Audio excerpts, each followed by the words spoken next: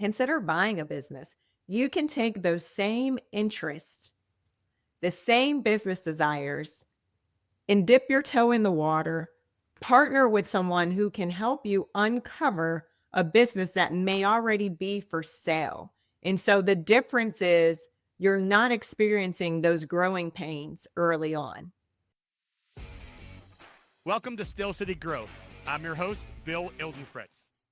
Each week, we'll explore the passions, expertise, and experiences of business owners and founders in the greater Pittsburgh area. Still City Growth is proudly sponsored by Murphy Business of Pittsburgh, committed to providing exceptional services to meet all your business needs. Let's dive in. I have really been looking forward to this podcast. She brings 2 decades of experience in sales leadership, strategic planning and execution, account development, and relationship management. She has a couple of certifications under her belt, including Lean Six Sigma Green Belt, DEI in the workplace, and Thayer Leadership Training Program certification from the U.S. Military Academy. She also runs a series of tips on LinkedIn called Tamara's Tips through her company's page. President of EGR Financial Solutions. Tamara Bay, welcome to the show.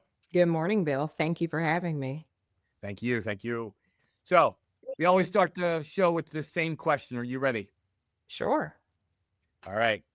What is the number one most important strategy for growing your business?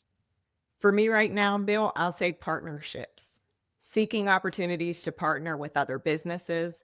I think what we're doing with Beam is a perfect example. And so that's just one example of a partnership. But in order for EGR Financial or any other businesses out there, in order to grow in today's time, I would encourage partnerships and potential partnerships with other businesses. What do you think some of the key characteristics are looking for those partnerships? I think really is oftentimes most businesses have a common goal, and that's helping others, whether it's individuals or whether it's helping other businesses. And so together, how can you leverage the strengths of your business and my business to help move other business owners along? Together, you can come up with almost like a one team, one goal approach to help move other individuals and other businesses forward to ensure their business success. And so really trying to uncover what those strengths are, how you can leverage the services or the products that the different businesses provide, and bringing those together for the good of others. Yeah, very well said. I like that. What you mentioned Beam, so I'll just ask this before I forget. How has Beam helped you? What do you think about Beam? And so Beam has been phenomenal because they're focusing on helping other businesses and really driving sustainability. The program that we're assisting with from a merger and acquisition standpoint Beam is challenging the community to really change the mindset. They are providing the data around how there is such an opportunity with businesses and how many businesses do not have a legacy plan, do not have a succession plan in place, right? Most of the baby boomers are just putting their business to rest as they decide to retire. And what Beam is offering is just the value and understanding what businesses are out there that you can buy that are for sale. And not only that, let us hold your hand over the next several years so that you can get into that business, add your own flavor, and grow that business to the next level. Do you think there's a need for that in Pittsburgh? Oh, absolutely. Pittsburgh is one of the most aging populations across the country. And we have a bigger need than any other market in the surrounding markets. And so absolutely, as opposed to having the baby boomers sort of retire their business, and there were so many different businesses in the Pittsburgh area. If you've grown up here, you can think back to, oh, that store's no longer here, or that business is no longer around. And we'll soon be in that same place if we don't get enough folks that to sort of shift their mindset to say, hey, I can buy a business. I don't need to start from the ground up. Or, hey, I'm looking to add on to my current business. There could be something that's already out there that I can invest in. Agree. Um, how about if someone you're sitting there driving your car, a business owner, and saying, "Well, how do I find these partnerships? How can someone find partnerships?" You have to do the research, right? You have to do the work. With anything, you have to be willing to put the work in and connect. There are so many networking opportunities throughout the city. And not only that, LinkedIn is a great tool. I've been introduced to LinkedIn now for, I don't know, maybe a decade and a half or soon after. But during my time in corporate, we leverage LinkedIn a lot. And I think if you are not on LinkedIn today and active as a business owner or prospective business owner, then you're missing out. And so you really have to look for opportunities to network in person and leveraging platforms like LinkedIn. If I never used LinkedIn before, what's my first step? What's your thoughts on that? Chat GPT. Yeah, yeah, I laugh, but seriously, Chat GPT is also, I'm sure, I've not gone into Chat GPT to figure out, if they have fundamentals on LinkedIn, but there are so many training tools out there that even LinkedIn provides. yes, yes, yes. Well, I know you bring the partnership, and we'll find a little bit about you more personally in your business, but I know you're the specialist that we use with Bean for loans. So let's talk a little bit about loans, business loans. So if somebody was a business, what's some of the information that they need to prepare for to maybe look for a business loan? And they're already in business. Yeah, let's start with that first. Yeah, they're already in business. Yeah, So if they're already in business and let's say they're looking for a loan to either grow their business or maybe they hit a rough patch there, and they need a little capital to get them over the hump. The first things first is to really ensure that you are practicing good bookkeeping, that all of your financials are in order. I encourage every client or potential client to keep a folder of everything that they record or they document. And so you're keeping track of your cash flow, your financials are important. And then it's also important to separate early on between leveraging your personal credit and your business credit. Because although you're going to pursue business loans in the business name, it is very important to keep your personal credit uh, on track as well. And because you're going to be the guarantor on every loan. And so those are maybe the two basic things that I would start with, Bill. But what I would also put out there is for anyone that, maybe they're stuck, not sure where to go, and they're in that, "Hey, I'm a business and I need extra capital." There are so many different resources throughout the city of Pittsburgh that are in place to help these businesses and to help prospective business owners as well. it's good. Good advice. Tell me a little bit about what is the difference between personal and business credit? And so your personal credit is everything that begin to establish at a young age. Usually at the age of 18, whether you decide to go on to college or not, but you're going to get credit card offers in the mail, right? That's where it all begins. And that's where it's really about the discipline and decision making, right? Not everyone has access to how to manage capital, or they've been taught that as young adults or as teenagers. And so that's where it starts early. You begin to apply for credit cards. And then once you get a little older, you move into the bigger purchases. It's very easy to buy a car, right? You can buy a car with a credit score. And sometimes that comes up in my conversations, Bill, where they're like, "Oh, well, my credit score was okay to get a car." So then we also have to understand there are different types of credit scores depending on what you wanna buy. Um, and so that's also important to understand as well from a personal credit standpoint and even a business credit.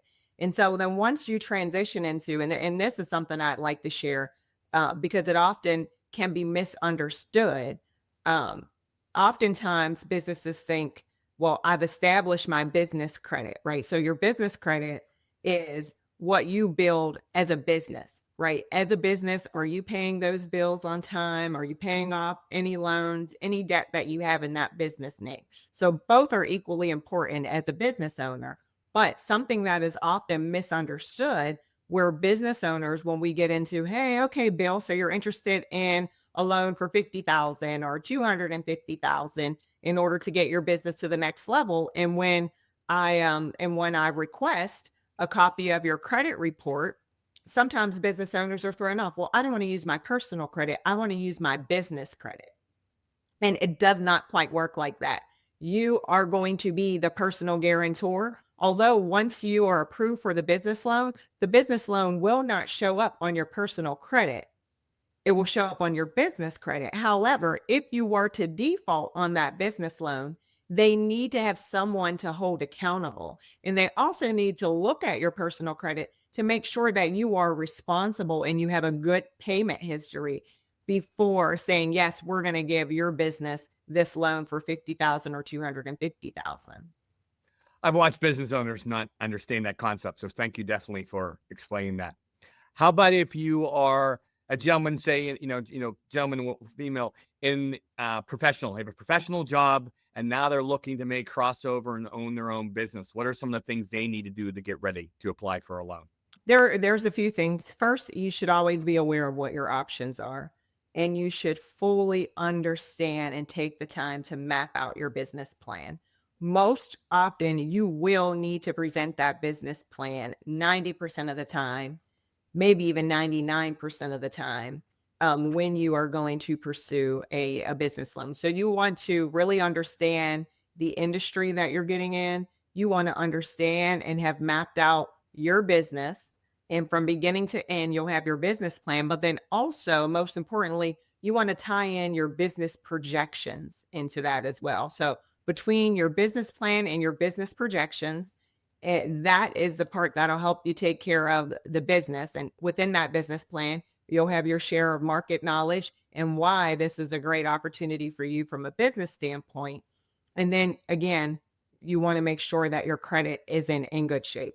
And by being in good shape doesn't necessarily mean you have to have an 800 and 850. And in some cases, you don't even have to have a 700 credit score to start a business or to secure a business loan. And I'll go back to the resources and the partnerships. Um, Even when you're just getting started or considering getting started, I always like to remind folks that you don't have to go at it alone. There are so many resources.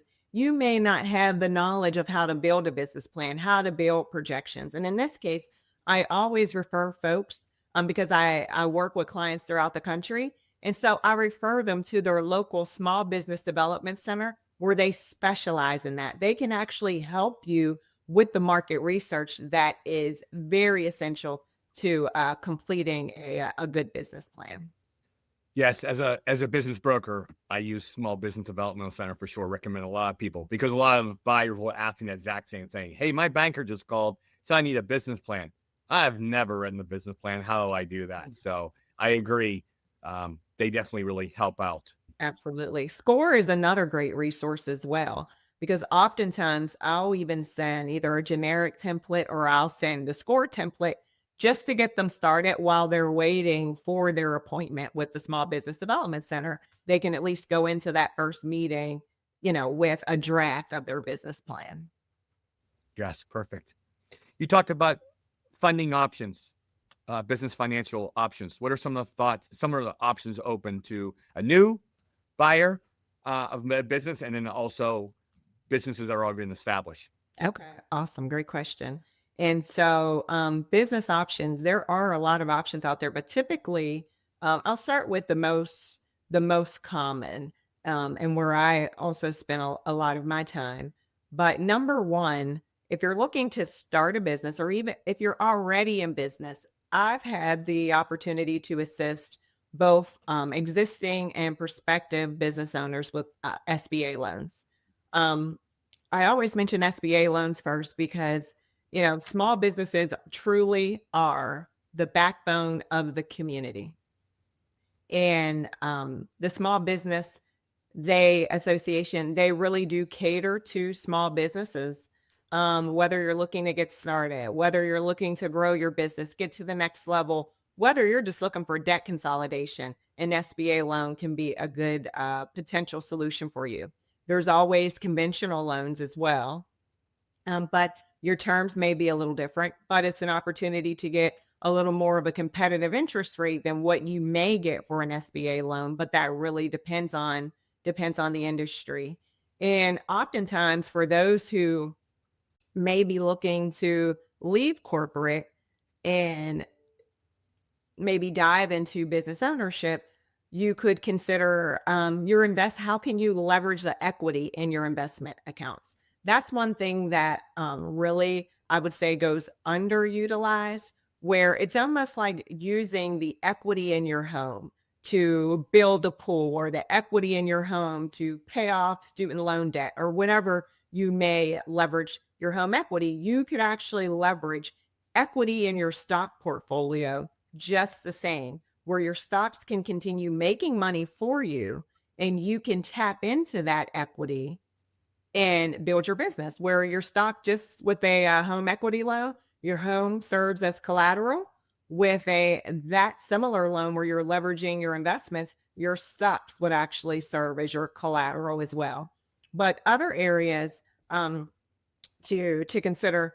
Recently, I've had the privilege of helping a few business owners with an unsecured loan, which is a personal loan. When you're first getting started, it may be something that you want to consider, where you're still not leveraging your savings, but it's an opportunity to secure an unsecured loan, meaning it's not tied to any of your assets, to go after whatever that dollar amount is that you need. And what they would do in that case is they would look at your current income, your W-2 or your tax returns, to see how much you would actually qualify. And once you have that business under your belt for a couple of years, you can even then look at a business loan through the SBA, to sort of consolidate that debt. Unsecured loan bill is can be advantageous when you maybe don't have the time to put into building that business plan, building that projections, and maybe it's something that you have to move pretty quickly on. And then there's also franchise lending as well, which is very separate than it's more similar to a conventional loan, but certainly separate from an SBA loan. And the process is usually a little bit faster. And then I'll leave you with the last three where I spend a lot of my time is just simply a working capital loan, a line of credit, or even an equipment loan, because maybe the business that you're getting into requires you to purchase equipment.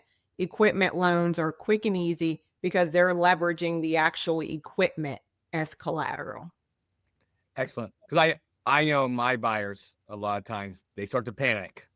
It's an overwhelming feeling sometimes. Yes. Oh my gosh, do I have options? So thank you for laying all of them out. I think that hopefully can maybe ease some of the buyer fears. But what are some of the obstacles? I'm a new buyer, say, wanting to buy a business. What are some of the obstacles they could face in buying and getting that loan for a business? Yes, let's talk about that, because oftentimes, if I'm selling my business, or let's go back to the example we used early on around the baby boomers, specifically with Western Pennsylvania and the aging population. Um, I've invested sweat equity into this business for maybe 20, 25, 30 years, or maybe even 10 years.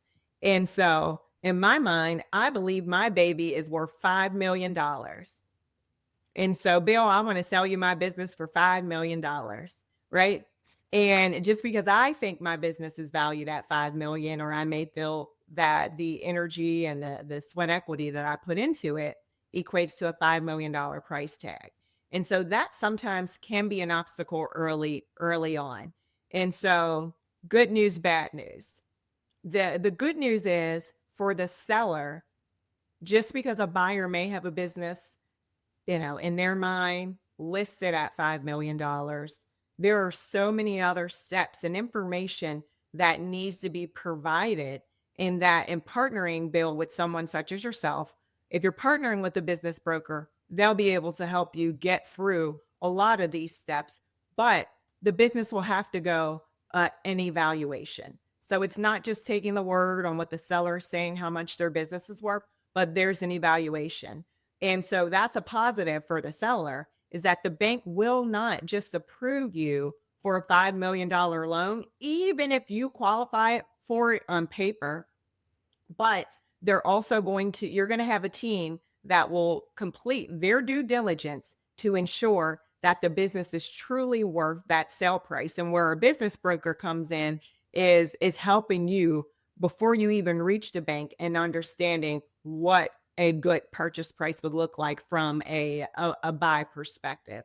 And so then it also, and I say good news, bad news, meaning that, hey, seller, your baby's not worth $5 million, but we can possibly get you 4 million out of the deal, or 3 million, depending on what those financials looks like. If sort of bad news for the seller, but not so much, because then you can feel better when you're walking away from that business knowing that you didn't overprice your business, you didn't oversell it. And you can rest peacefully, because chances are when a business is purchased, you usually want to go through that transition period, right? Because you want to make sure that your business is in good hands, and that it is being set up for continued success, or even to get your business to the next level. And so in the beginning, that could be a hurdle there.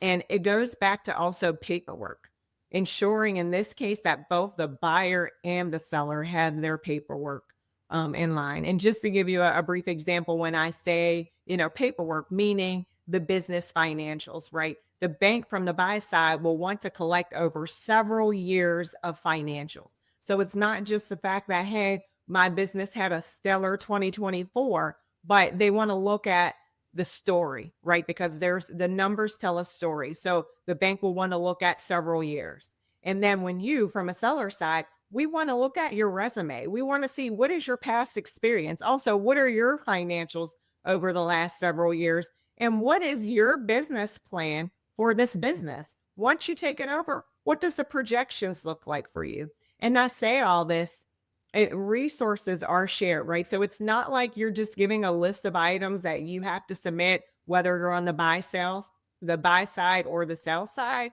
But it goes back to early on partnerships, making sure that you're partnering with the right folks, not just for a transaction, but are truly want to work with you in lockstep to get you to where you're looking to go.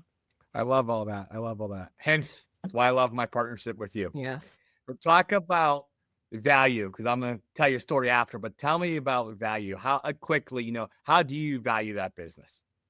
So with the business evaluation, and it goes back to looking at the numbers, and this is where I'll need you to fill in, but oftentimes, and I'll go back to maybe something that can also be misunderstood, right? Where there's a difference between sales revenue and profit, right? So those are two areas that are key to understand. You may come to the table and say, hey, Bill, I want to sell my business for $5 million because my sales revenue in 2024 was 3 million or 7 million, whatever that number looks like. But you've not taken into consideration all of your operating expenses, right? And so that's where we get into profitability.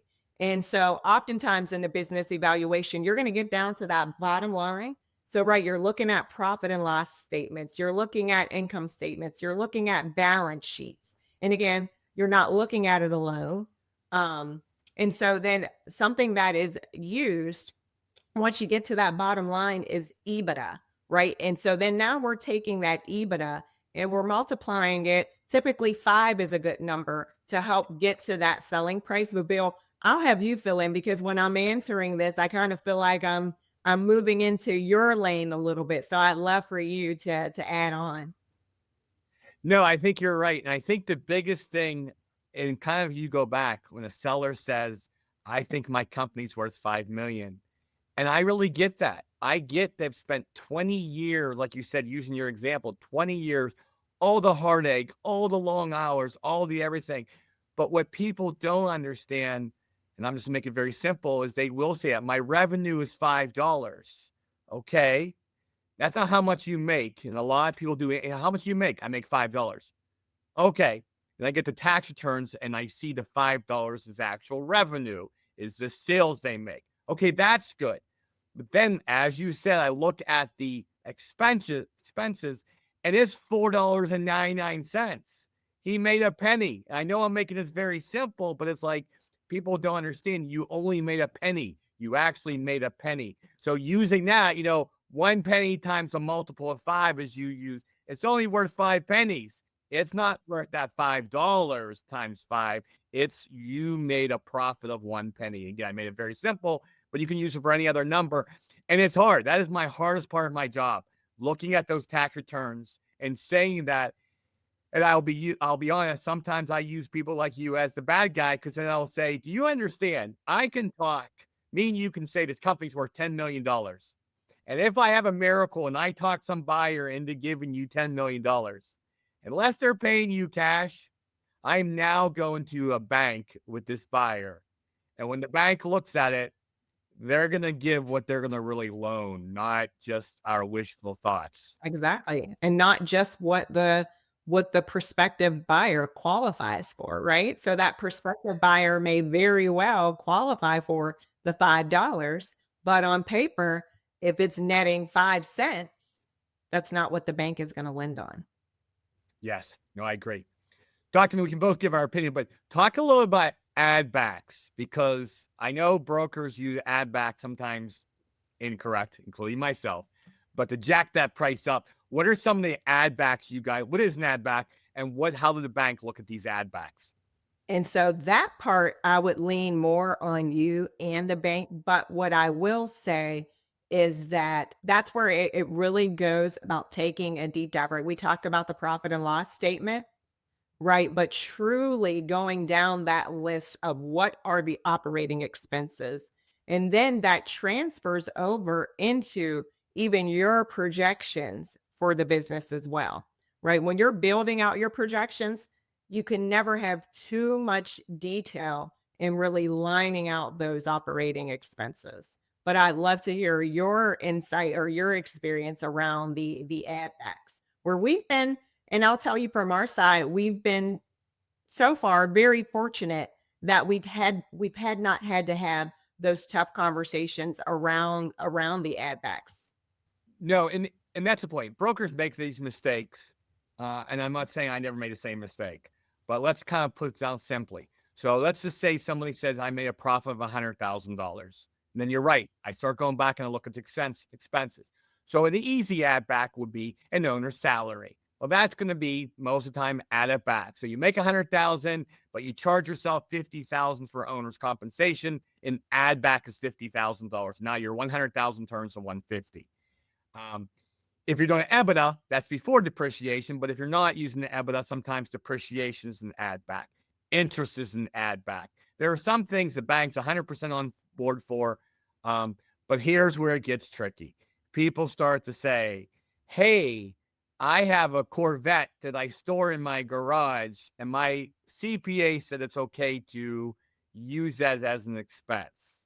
Well, we're not the IRS. We're not going to have that conversation. But there are certain things that get put on expenses that will help you with taxes. That's the good news. The bad news is when we come to the bank's not going to authorize that.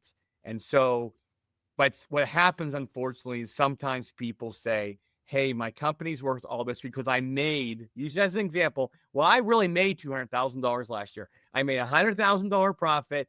I drew a salary of 50. And then I did this tax thing with my Corvette in storage, really 50. So, Bill, I really made 200,000.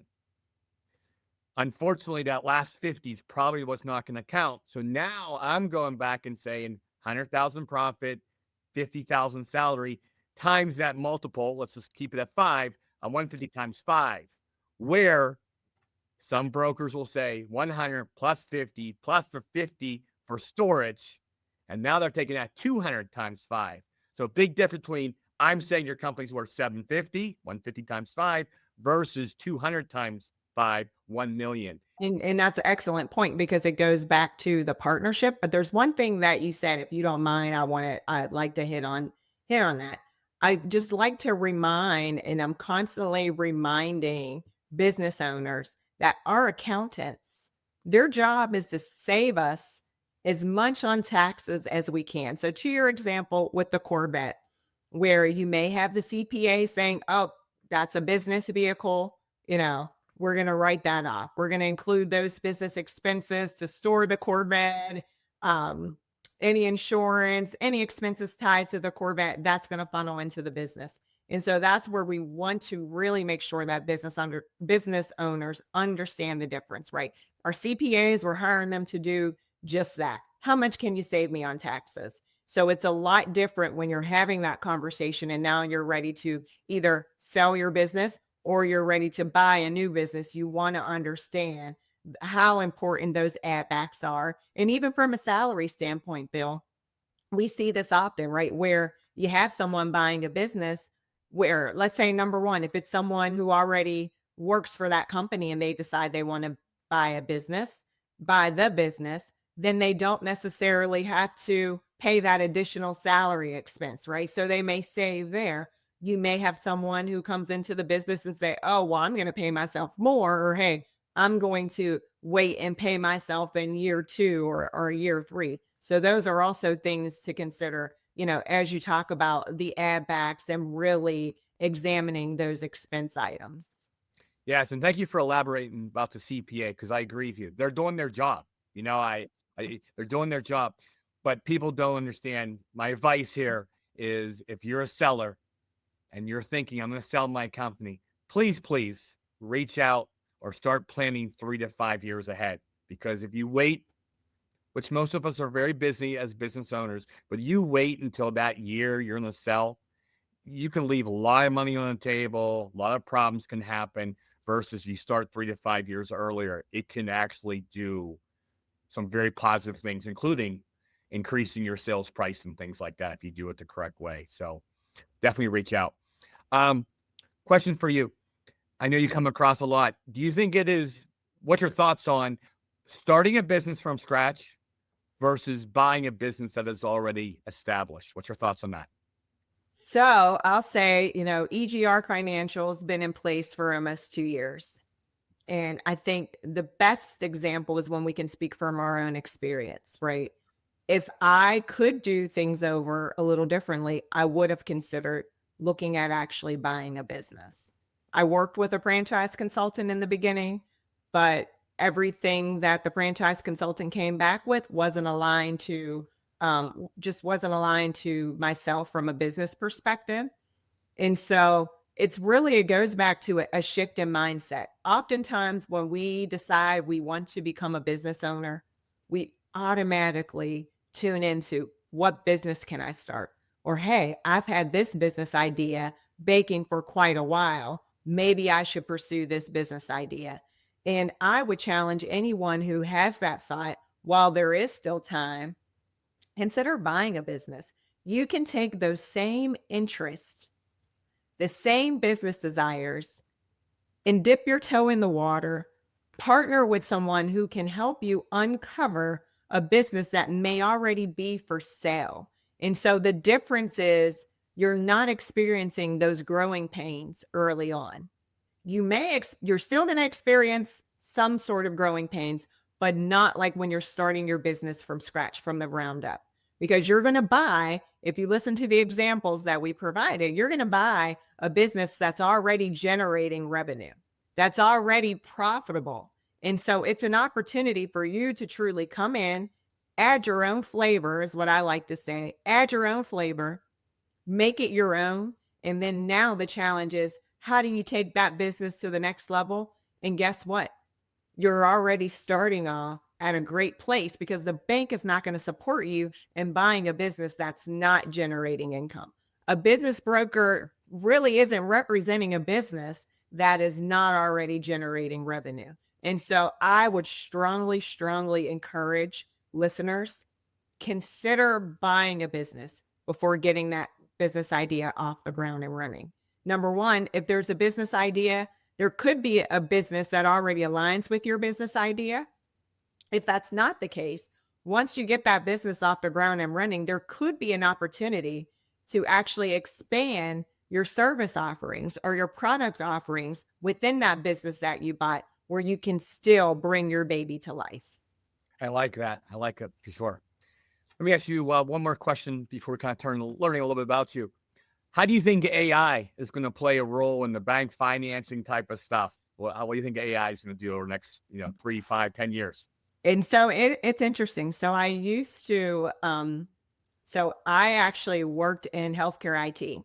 So back when AI was just a buzzword, when we were really just getting into the machine learning. And so what I and it's hard to predict what the masterminds have planned next for AI, but I just say from where I'm sitting, I think that when we talk about what's needed, or we talk about your financials or getting your packages together, how I can envision AI being an amazing assistant to that aspiring business owner and getting your business plans and your projections together. But you're still going to want to meet with someone from the Small Business Development Center or cross check with someone. But then I can also see AI being a great assistant to that person who's already running a business, and maybe they need a little help in getting their financials together, or maybe they need a little more help from a marketing standpoint or an administrative standpoint. And so that's sort of where I can see AI coming into place. And from a banking standpoint, Bill, I'd say, just maybe providing insights to help others get prepared. One thing that I used AI for previously is June 1st, the SBA changed their guidelines, and my schedule been so busy, and I'm like, okay, I need a quick clip notes before I go into my meeting on, what are the high level points, the changes around the SBA guidelines effective coming June 1st. This was a month or so ago. And so in that instance, I was able to use Chat GPT just to give me a high level overview until I had the opportunity to truly dig through some of those changes. Yeah. No, and I laugh a little because that's what I did. Honestly, because one, sometimes the SBA just confuses me. You're in it every day, but it just confuses me sometimes. So I actually did the exact same thing. And I agree with you about AI as a business broker. It's even helped me, value a business a little bit between my knowledge and with some of the Chat GPT AI is helping me value your business, give me thoughts on it, analyzing financials. So it will be interesting to see over the next several years what, like you said, the brilliant men will figure out somewhere. The brilliant men and women will figure out what they're going to use for the AI. Absolutely. So let me transition to a little different point and ask you this question. Okay.